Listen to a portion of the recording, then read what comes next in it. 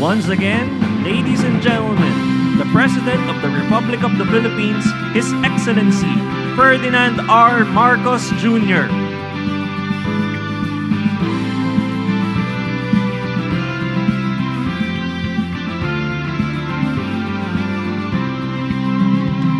You may now be seated.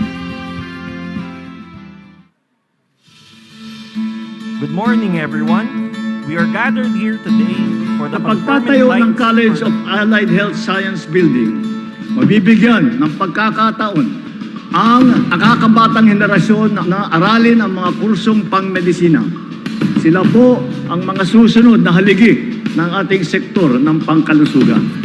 Nakakasiguro ako na huhubugin ng eskwelahang ito hindi lamang ang kaalaman at karanasan ng ating mga future na doktor, ngunit pati na ang kanilang prinsipyo at ang kanilang karakter. Matid natin ang mga pagsubok na pilit na hinaharap ng ating mga kababayan. Kulang ang akses sa serbisyong medikal, kulang sa modernong teknolohiya at pasilidad sa mga ospital.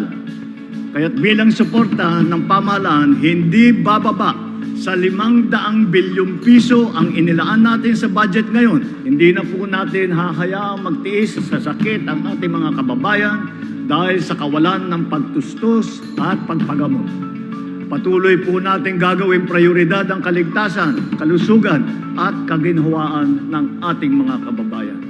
Sama-sama po natin itaguyod ang isang bagong Pilipinas kung saan ang bawat isa ay kayang mamuhay ng may seguridad, magtagumpay sa kanilang layunin at makatulong sa pagpaunlad ng ating minamahal na Pilipinas.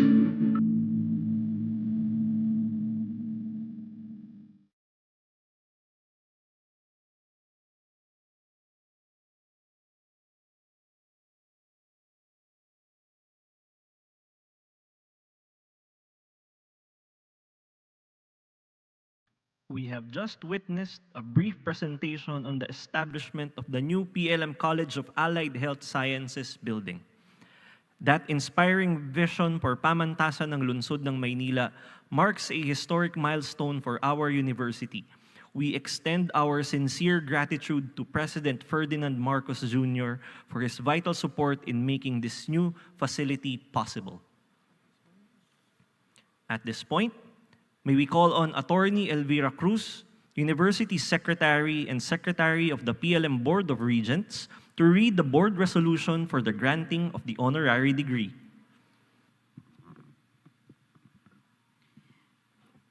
Board Resolution number 5706. Whereas, Pamantasan ng Lungsod ng Maynila is a premier institution of higher learning dedicated to the advancement of knowledge and responsible citizenship in the service of the Filipino people. Whereas, His Excellency, President Ferdinand R. Marcos Jr. has demonstrated exemplary leadership in advancing national development, upholding the rule of law, promoting social equity, and fostering educational opportunities for the youth. Whereas, His Excellency's vision, programs, and projects have substantially contributed to progress in education and public health in the city of Manila and the nation. Whereas, among these projects is the construction of PLM Allied Health Services building that will provide state-of-the-art facilities of a modern and well-equipped learning environment for students of allied health sciences, which includes medicine, nursing, physical therapy, and other related programs. Whereas, Doctor of Laws, honoris causa, is an honorary degree conferred upon individuals whose achievements and service merit homage by the academic community, recognizing his contributions to law, governance, public administration, and the rule of law. Now, therefore, be it resolved, as it is hereby resolved, by the PLM Board of Regents during its 654th regular session, that the Pamantasan ng Lungsod ng Maynila give due recognition to the exemplary character and leadership of His Excellency President Ferdinand R. Marcos Jr. Be it further resolved that, as proof of this recognition and on recommendation of the University President, the PLM Board of Regents confers upon His Excellency President Ferdinand R. Marcos Jr. the degree of Doctor of Laws honoris causa in recognition of his outstanding service to the City of Manila and the nation, and his distinguished contributions in the field of law, education, and governance. Date 17 April 2026 in the City of Manila.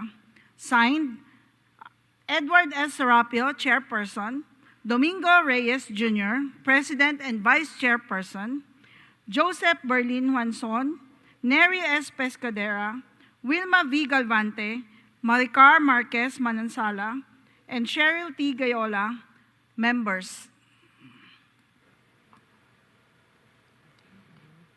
And now, to read the Legal Education Board resolution for the granting of the honorary degree, may we request the presence of Commissioner Salex E. Alibogha.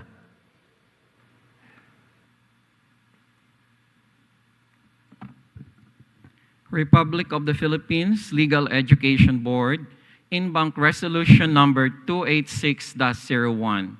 Resolution approving the application of Pamantasan ng Lungsod ng Maynila to grant the honorary degree of Doctor of Laws honoris causa upon His Excellency Ferdinand R. Marcos Jr.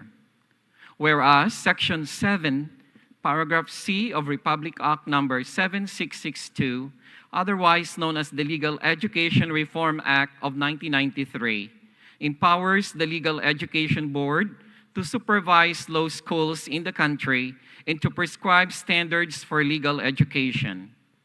Whereas Lib Memorandum Order Number 33, Series of 2025, sets forth the rules and guidelines governing the conferment of honorary degrees by legal education institutions. Whereas on August 13, 2026, Pamantasan ng Lungsod ng Maynila applied for an authority to confer the degree of Doctor of Laws honoris causa upon His Excellency Ferdinand R. Marcos Jr., with a conferment ceremony taking place on August 27, 2026, during the university's 58th commencement exercises at the Philippine International Convention Center. Whereas Pamantasan ng Lungsod ng Maynila is a higher education institution established in 1965, with its College of Law having been founded in 1989, and has since earned a well-established and widely recognized reputation for academic excellence, quality legal education, and institutional integrity, and as such sufficiently satisfies the specific requirements prescribed under Section 2 of the said LEBMO number 33, Series of 2025.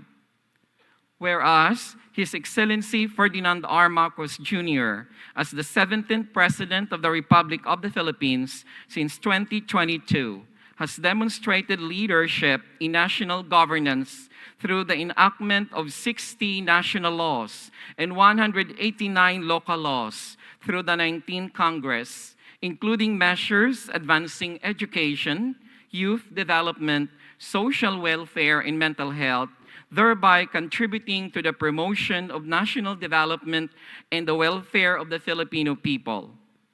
Whereas His Excellency Ferdinand R. Marcos Jr.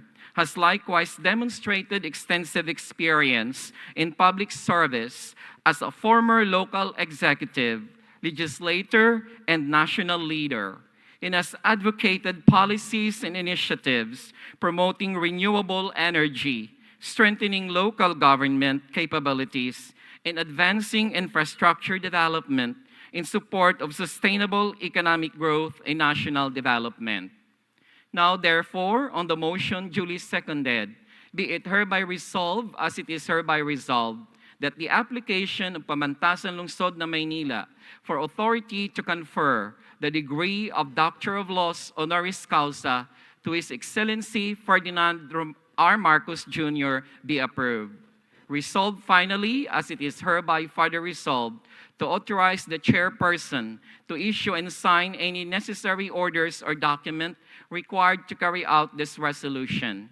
Approved and adopted this 25th day of August during the 286th in-bank session of the Legal Education Board in Quezon City. Signed, Jason R. Barles, Chairperson, Voltaire G. San Pedro, Member representing the Philippine Association of Law Schools. Retired Justice Manuel M. Barrios, Member representing the Philippine Association of Law Professors.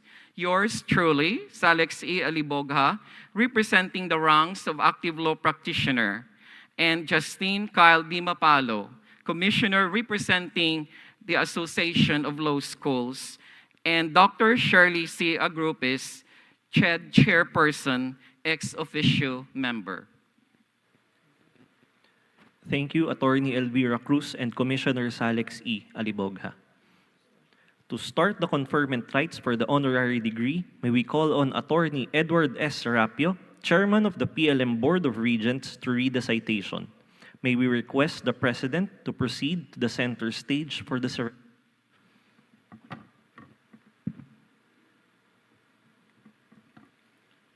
Citation: an enduring commitment to public service, good governance, and nation building. Republic Act Number 4196, the PLM Charter, empowered the Board of Regents to confer honorary degrees upon persons in recognition of learning, statesmanship, and service in the government, and eminence in philosophy, science, literature, and community service. His Excellency, President Ferdinand R. Marcos Jr., throughout his years in public service, has carried the responsibility of leadership with a vision of strengthening institutions, expanding opportunities, and addressing the needs of communities. As President of the Republic of the Philippines, he has led programs and initiatives to promote economic development, improve access to education, strengthen public health services, and advance social equity.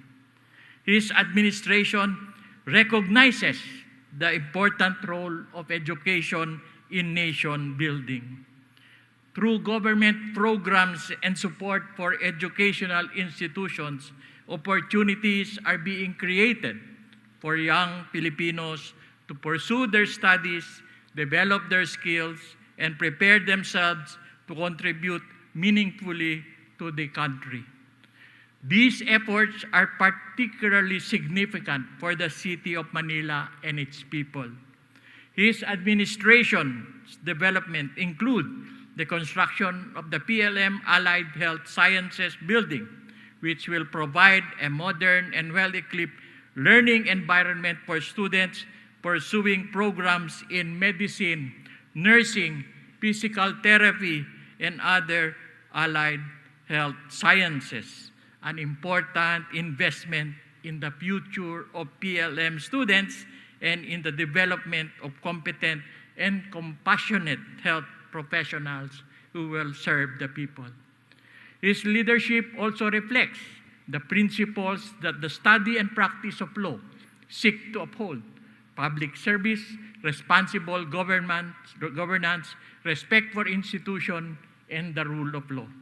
In recognition of the foregoing, the Board of Regents, pursuant to Board Resolution Number 5706, issued during its 654th regular meeting on 17th April in the year of our Lord 2026, hereby confers upon His Excellency President Ferdinand R. Marcos Jr.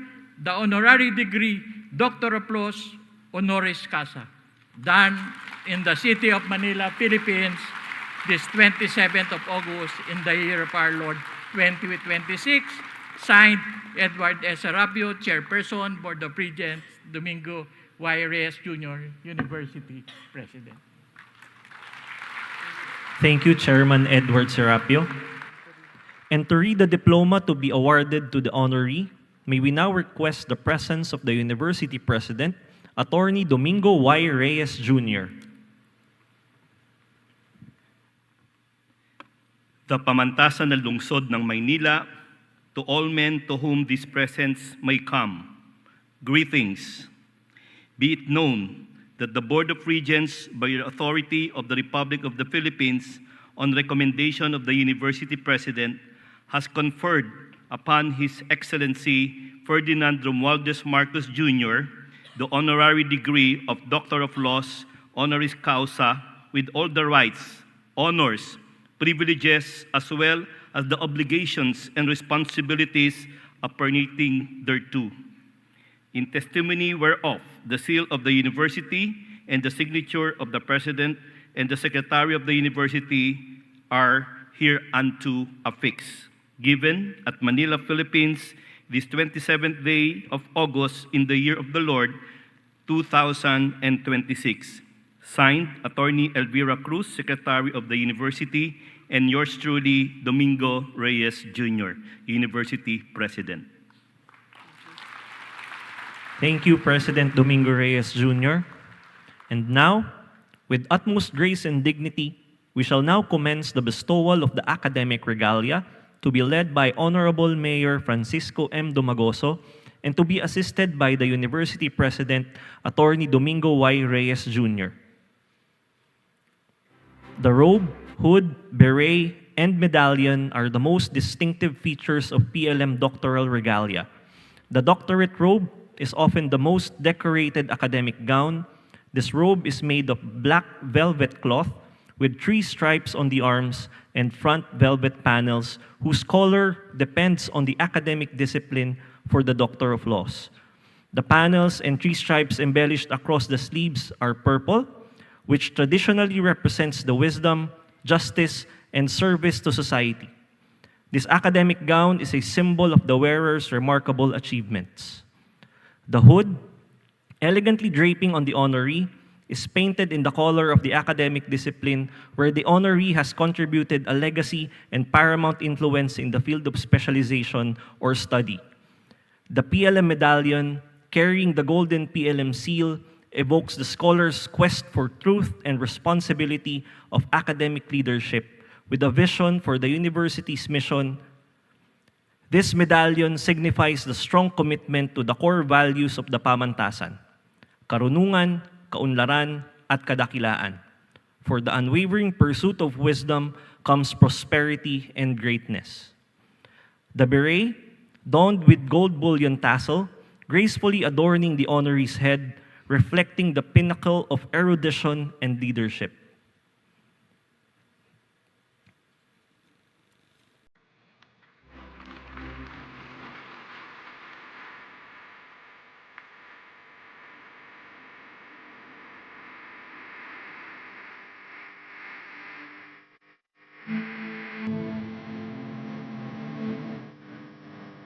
PLM community, class of 2026, ladies and gentlemen, His Excellency Ferdinand R. Marcos Jr., Doctor of Laws, honoris causa.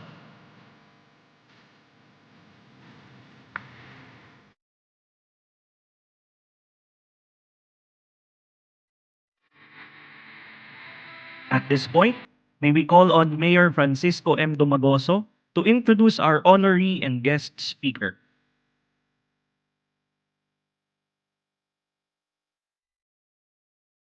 Mga magulang,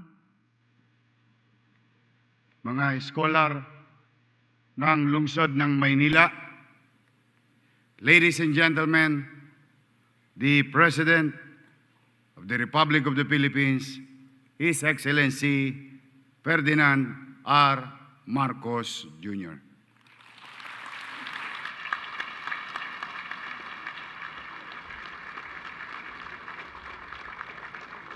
Thank you very much to our Manila Mayor, Mayor Isko Moreno Domagoso. Please take your seats. Manila Vice Mayor Angela Chi Ilagan Atienza Valdepeñas, ang pamantasan ng Lungsod ng Maynila, Chairman of the Board of Regents, Attorney Ed Serapio, pamantasan ng Lungsod ng Maynila University President and Chief Academic Officer, Attorney Domingo Reyes Jr., members of the PLM Board of Regents, college deans, university officials, faculty members and staff, graduating students and proud parents, other distinguished guests, ladies and gentlemen, good morning. Today, I stand before you, humbled as the pamantasan ng Lungsod ng Maynila confers upon me the degree of Doctor of Laws honoris causa, its highest honorary degree. I receive this honor with gratitude, mindful of the responsibility that comes with it. This recognition affirms a principle that my administration shares with the PLM, that education must remain a pathway to opportunity, a catalyst for progress, and a cornerstone of nation building. The theme of PLM's 58th commencement exercises is especially fitting. Mga makabagong pantas taglay ang karunungan tungo sa kadakilaan at kaunlaran. It captures the purpose of education, to transform knowledge into wisdom, wisdom into excellency, and progress and service. And that, more than any degree or title bestowed today, is the standard to which I hold myself. For generations, PLM has opened opportunities for young Filipinos whose dreams should never be limited by their circumstances in life. PLM also holds a special place in our family, as the First Lady once taught at its College of Law. And through her years here, we became knowledgeable of the first-hand commitment of this university in shaping the future generations of Filipino professionals. Its history stands as proof that talent is universal and potential is found everywhere. I therefore accept this recognition with a renewed commitment to uphold the values that this university has long championed: karunungan, kaunlaran, kadakilaan, wisdom, progress, and greatness. These ideals remind us that knowledge and wisdom must ultimately lead to the progress of our people. The promise of a tertiary education and training still does not reach every Filipino household equally. And thus we remain committed to the full and effective implementation of the universal access to quality tertiary education. We continue to expand higher education opportunities and government financial assistance. We are ensuring that more students from disadvantaged and vulnerable sectors receive support through free college education and technical vocation education and training programs. But access must mean more than entering a university. It must mean providing our students, regardless of circumstance, the support needed to complete their education and to realize the promise that a college degree can bring. We are doing this by expanding free higher education, which now benefits 2.62 million students, while continuing scholarship and financial assistance programs such as the Tertiary Education Subsidy and the Tulong Dunong program. We have also launched the Bagong Pilipinas Merit Scholarship Program for outstanding senior high school graduates pursuing priority degree programs. At the same time, we continue to strengthen technical vocational education and training as an equally important pathway to employment and livelihood. Through CHED and TESDA, we are working to ensure that young Filipinos can pursue the path best suited to their skills and aspirations, whether through a college degree or a technical vocational training. Every Filipino who completes higher education or training represents far more than a diploma or a certificate earned. This achievement gives someone a fairer chance to succeed, brings a family closer to a better future, equips a worker with the knowledge and skills for greater opportunities. Ito ang tunay na bunga ng edukasyon, mas abot kamay, dekalidad at nagbibigay sa bawat Pilipino ng pagkakataong makamit ang mas magandang kinabukasan. So, to our graduates, may your learning be guided by wisdom, your success measured by the lives that you uplift, and your achievements dedicated to the progress of our nation.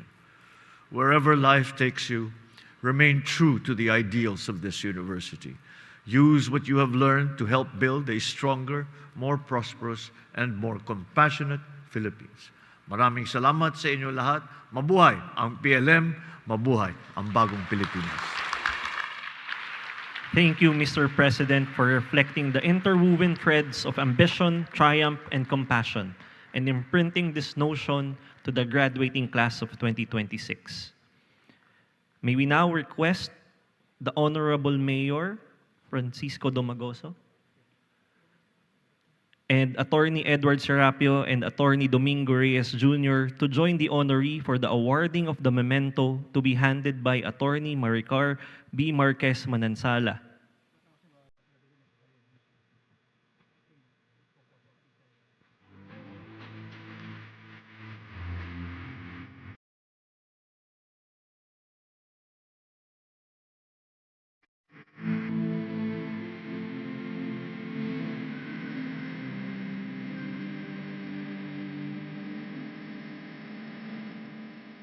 At this point, I request the President for a photo opportunity to the PLM officials together with the Chief Executives of the City of Manila. At the count of 3, 1, 2, 3. Thank you. And now, may we invite the President for a group photo with all the attendees. May we request everyone in the hall to please stand and join the President for a group photo.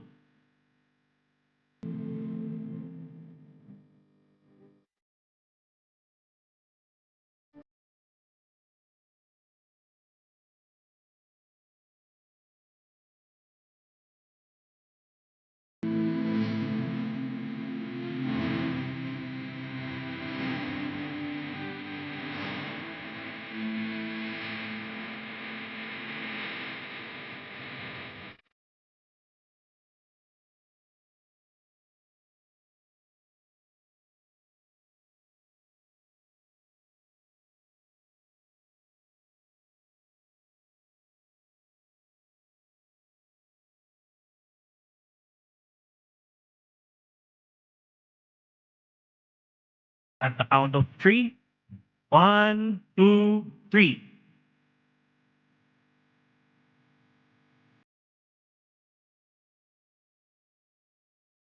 Thank you. Thank you, Mr. President, for granting us a photo opportunity. With this, we conclude the conferment rites for the honorary degree upon His Excellency Ferdinand Marcos Jr., Doctor of Laws, honoris causa.